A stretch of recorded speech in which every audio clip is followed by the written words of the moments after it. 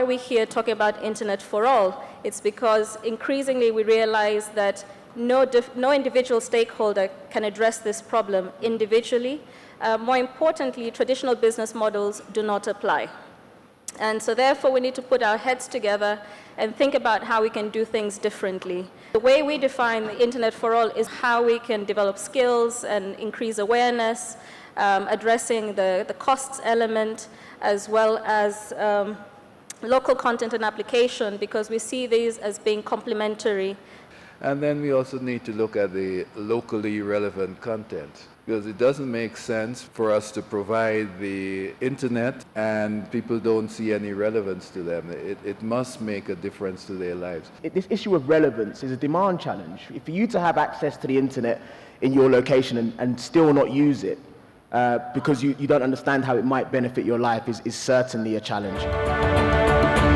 I think that people living on less than $2 a day are not different from other people, in the sense that people living on less than $2 a day, they want to be connected to family, they want to be connected to friends, they want to learn, they want information in the same way that anybody else does. And in fact, the less access you have to traditional forms of education or information, the more valuable the internet is, because it connects you to so much. Being able to connect to a community of people who can answer your questions is huge. All of these things are things that, whether you have $2 or $2 million, are incredibly valuable and incredibly important.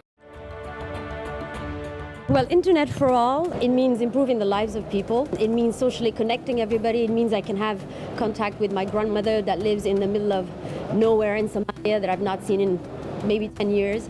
It means a mother who's concerned about her pregnancy, having more information. It's information, and information is key. 67% of our local consumers want local content. That means local content producers have an opportunity greater than international content producers.